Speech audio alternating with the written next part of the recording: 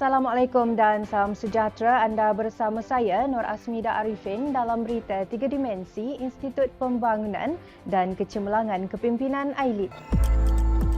Institut Sukan Negara ISN telah ditubuhkan secara rasmi sebagai sebuah agensi sukan berprestasi tinggi negara yang bertunjangkan sains, perubatan dan teknologi sukan. Selama sedekad, ISN juga telah memainkan peranan cemerlang di dalam ekosistem sukan negara. Majlis sambutan ke-10 ISN telah disempurnakan oleh Yang Berhormat Datuk Seri Ahmad Faizal bin Datuk Azumu, Menteri Belia dan Sukan di Institut Sukan Negara Bukit Jalil. Bagi meraihkan sambutan ulang tahun ke-10 ISN pada 16 September 2021, ISN telah memperkenalkan sambutan ISN 10 yang merupakan simbolik kepada peranan penting ISN di dalam kemajuan sukan negara dan tekad warga ISN bagi meneruskan legasi kecemerlangan di dekad mendatang. Bagi memeriahkan dekad yang penuh bermakna ini, pelbagai aktiviti dan inisiatif baharu telah diperkenalkan sepanjang tahun 2021.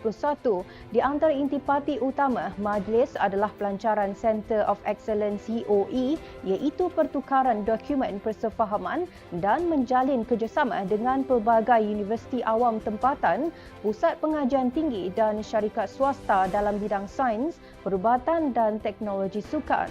Turut dilancarkan pada majlis yang sama adalah ISN Performance Center PPSN 2.0, iaitu pusat pemulihan berkonsepkan Sport Science Evidence Based Approach yang bertujuan untuk memberikan perkhidmatan sains sukan bertaraf antarabangsa kepada kumpulan sasaran yang memerlukan. Inisiatif ini dilihat mampu merancakkan industri sukan negara dan memberi nilai tambah bagi sumber pendapatan ISN dalam jangka masa panjang. AILID menerusi bahagian inovasi dan jaminan kualiti telah mengadakan satu bengkel akreditasi dan pengiktirafan modul latihan AILID.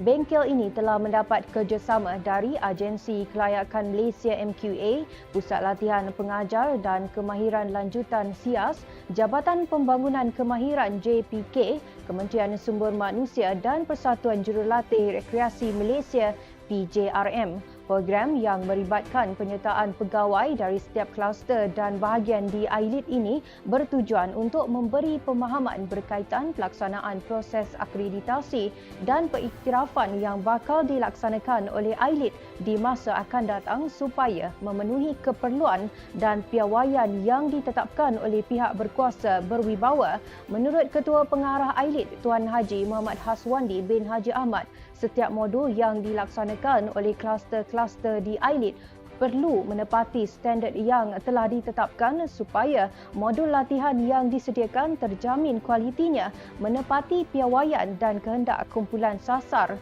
Semoga dengan penganjuran bengkel sebegini, AILID berupaya untuk menambah baik kualiti dan pelaksanaan modul latihannya sejajar dengan peranannya sebagai pusat kecemerlangan kepimpinan belia. Pembentukan negara bangsa merupakan kemuncak kejayaan sesebuah negara yang berdaulat. Rukun negara merupakan resepi perjuangan ke arah pembinaan kesepaduan dan keharmonian keluarga Malaysia. Satu program temubual ruang bicara telah dilaksanakan bersama Bernama TV bagi mengupas topik rukun negara dan pembentukan negara bangsa bersama tetamu jemputan iaitu Saudara Muhammad Isyamuddin Basabah, penolong pengarah kluster kenegaraan AILID. Menurut Saudara Muhammad Isyamuddin, Perlembagaan Persekutuan dan Rukun Negara merupakan dokumen tata cara kehidupan bermasyarakat yang menjaga kepentingan seluruh rakyat tanpa mengecualikan sesiapa pun di dalam negara ini. Selain itu, beliau menyifatkan bahawa belia negara ini mempunyai ideologi dan pemikiran yang besar serta inginkan suara dan hasrat mereka didengari tanpa dipinggirkan dalam tadbir urus negara. Beliau turut menambah AILID sebagai sebuah institusi latihan di bawah KBS membawa aspirasi kerajaan untuk membangunkan nilai modal insan, kenegaraan, kecemerlangan moral dan pembangunan watak para belia ke arah melahirkan pewaris kepimpinan negara. Sekian dulu dari saya. Terus ikuti kami di semua platform media sosial Ailit. Jangan lupa temui kami pada jam 3 petang dengan 3 berita penting 3 kali seminggu pada hari Isnin, Rabu dan Jumaat. Hanya di Berita 3 Dimensi. Semoga kita bertemu lagi. Salam hormat. Assalamualaikum.